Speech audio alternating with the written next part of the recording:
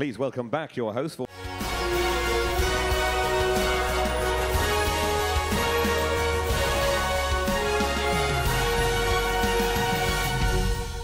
tonight's presentations, Lord Coe.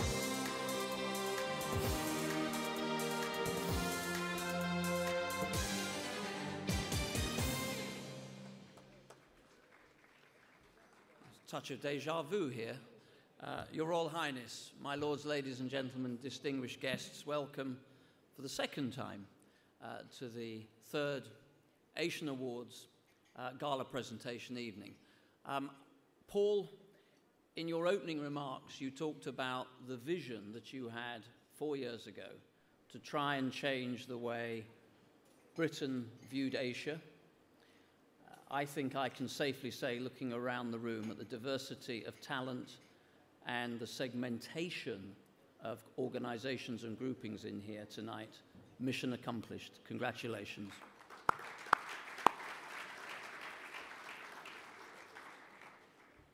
It does seem barely credible that 4 years ago we were here talking about an Olympic Games that still had many, many furlongs to travel before the project was baked.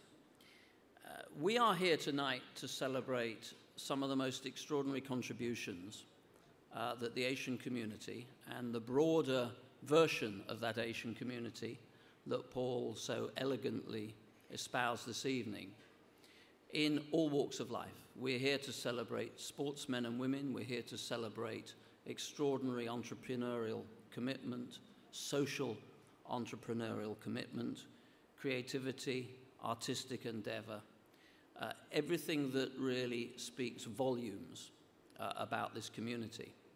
But let me pay my own particular and mountainous debt of gratitude to many of you in this room tonight. I don't think I'm breaching any confidences when I tell you, and many of you were there at the very outset of this project.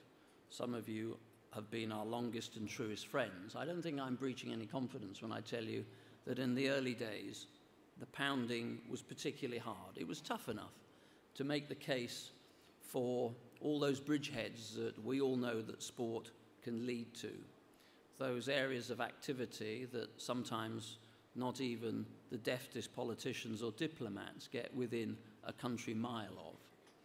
And all that was achieved by and supported through many of you, your organizations. And my thanks to you are really for being prepared to stick your heads above the parapet and say, yeah, this is something that was really worth going for. It was something that could lead to lasting and sustainable change, not only in the built environment, but in the way that we view ourselves. It is barely credible that 12 years ago, a few of us sat in a pub in West London thinking that this might actually be quite a good idea. And some 12 years later, witnessing a project that has delivered on the opening ceremony 8,500 people in an organising committee, a workforce more broadly across London of 200,000 people, of which 100,000 were contractors. And when we sort of got our heads around that HR complexity, we then figured out how we would refine and define the 500,000 people that wanted to be volunteers, 100,000 of them by CV, and then interviewing every one of those 100,000 to deliver 70,000 of the most extraordinary volunteers and games makers the Games have ever witnessed anywhere in the world. We also, at the end of that extraordinary journey, looked at an economic project that delivered some £6.5–7 billion into the British economy. We looked at a new town in an old city that delivered thousands of houses, venues that will be a precursor for a decade of some of the most extraordinary sport that this city and this country will ever witness. 120 managed hectares of ecological landscaping, we have also looked at the extraordinary contribution that sport has made, not just to those extraordinary moments that we witnessed at the very highest level of the sport, but the profound change in public attitudes since the Games to Paralympic sport and disability generally. I could go on. And I wish I could tell you, in all honesty, that all that was written on the back of the beer coaster in that pub 12 years ago. It wasn't. We're now sort of getting used to normality. The Queen is no longer wearing a parachute vest.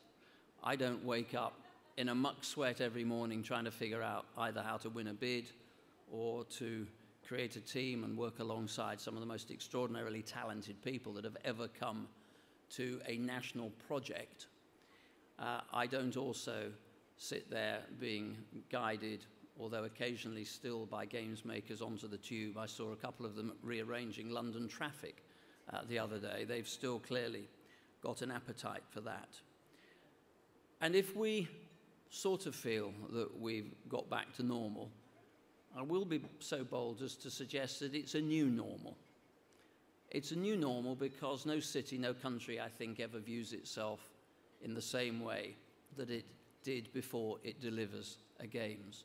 People in Sydney, people in Barcelona, people in Beijing will tell you that. And I think that we have not only profoundly altered the way we view ourselves, but I like to think the way the world now views us.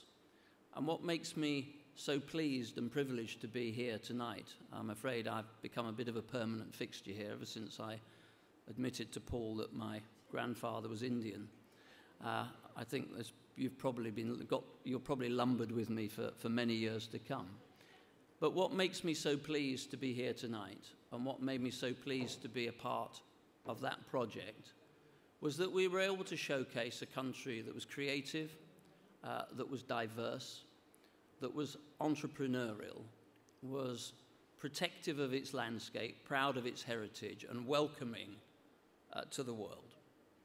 And if you'd said to me, did I want very much more than that from the Games, I would have probably settled for all those things 12 years ago. So in welcoming you here tonight and thanking Paul for the invitation to be here again, and I'm awfully sorry for the lady sitting somewhere over the back there that when the voice of God announced that Lord Coe would be hosting this tonight, said with an air of disappointment, "Oh, I thought it was going to be Lord Archer. Sorry about that." I will tell him, though, that he's dearly missed here. But it is really just to say thank you for the opportunity to be here. Thank you for the opportunity to celebrate with you some of the extraordinary people that are going to win their awards tonight. And not just the awards themselves, but the fact that they are role models. They do make a profound difference to the communities they live in. They do emulate. They do create ambition. They do set people off on that road to excellence that we all know is a long and hard road. There are very few easy gains in life, and I think that's probably something else that we've learned around the Games.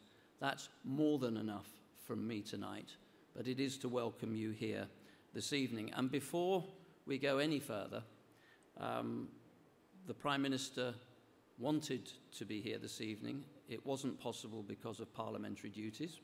He did send the Chancellor along, but he has left us with a message before we get into the presentations tonight. Hi everyone, I'm sorry I can't be there with you this evening, but I'm pleased to be able to support these awards which honour outstanding achievement by the Asian community across the world. From business to sport, from philanthropy to the arts, the people nominated tonight have so much to be proud of.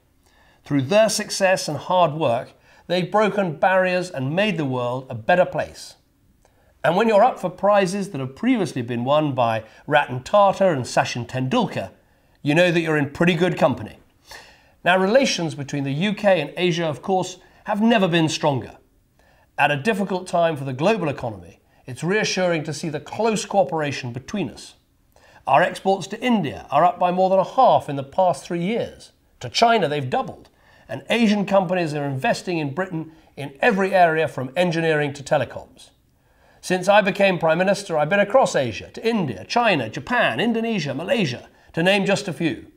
Everywhere I've been touched by the hospitality of my hosts and impressed by the talents of their people.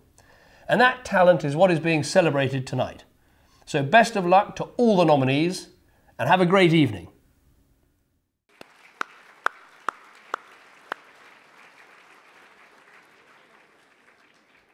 So, on the basis that we do try to get you home before 3 o'clock in the morning, let's kick on. This is the moment when we applaud the winner of the Asian Awards 2013, each chosen by what is really a very, very distinguished panel of judges. The Asian Awards Judging Council made up of key business people, cultural leaders and eminent political figures, led by Baroness Verma Sandy of Leicester. All tonight's winners make a truly global impact on our lives, in business, in entrepreneurship, sport, arts, and public service, and all of us owe a mountainous debt of gratitude to those whose efforts we applaud tonight. And this evening, we mark the launch of the Asian Awards Top 100, a valuable and fascinating list of the 100 most influential Asians on the planet. I will thumb through that nervously in a moment. It's not a wealth list, could well be, but an inventory of influential people with Asian heritage from across the continent, and as Paul has so rightly pointed out, from China to India, Singapore, Hong Kong, Japan, and way beyond. At number 1 on the list is the Chinese Premier Li Jinping, and there are many billionaires on the list, as well as leading creative people like the actors and singers we've already talked about this evening.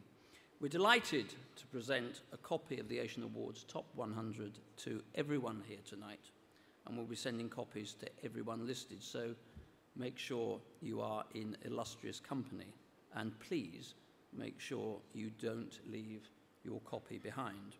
And again, how is this for exciting? As in previous years, and again with the courtesy of PR Newswire, pictures of all our winners will appear on the massive Reuters billboard in New York's Times Square. So, our first, really I suppose our second award tonight is the Outstanding Achievement in Arts. And thanks also to our voice of the winners tonight. He's the voice of the weakest link in Apple's iPhone, John Briggs. Give it up for John this evening. Good evening, Lord Coe, and good evening, everyone.